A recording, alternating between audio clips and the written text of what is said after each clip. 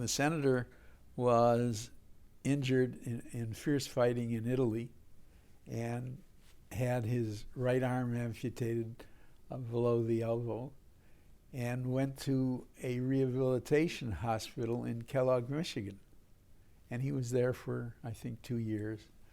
And at that hospital, the people changed. It was a hospital only for amputees.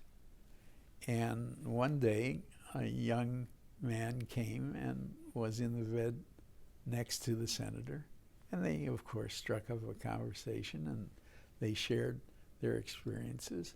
And the young man had just returned from the European theater from Germany. And he told Dan Inouye, captain at that time, that he had received his wound while liberating a concentration camp. And Dan said to him, "What's a concentration camp?" And the fellow kind of looked at him and said, "You don't know?" And he said, "No, I've never heard the term. What is it?" And the fellow explained that this is what Hitler had devised as a method of gathering people that he didn't want to see live, what he thought people who were undesirables, and mainly for Jews, and they were exterminating the Jews. And Dan said, "Well, why did he kill the Jews? Were they criminals?" And the fellow said, "Oh, no, they were just Jews. And nobody particularly likes the Jews so much." Well, Dan had, to his recollection, never met a Jew growing up in Hawaii.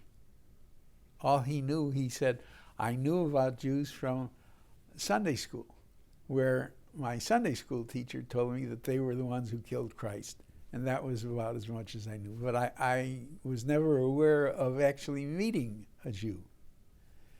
And when he heard this story about how the Jews were being killed, he wondered what in the world would cause anyone to hate someone else so much. And being the kind of person that he is, he started to study. And he found out that this wasn't something that happened just in recent time, that had been going on for thousands of years. And he went back as far as the Crusades. And he often quoted one of the admonishments that was given to a knight who was going off to the Holy Land: cleanse yourself, kill a Jew.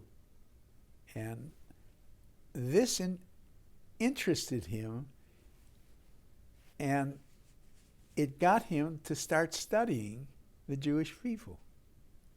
And as a matter of fact, the thing that particularly interested him was how the Jewish people were able to survive.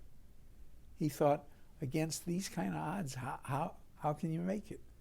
And he studied that, and he really became interested in Judaism. And at one time in his life, he had thought about converting to Judaism. But he confided in me, he said, "My mother is deeply devout, and I think that would just about kill her. So I don't think I'm going to do it." And that was the situation. But he really studied Judaism, and he was really touched by Israel.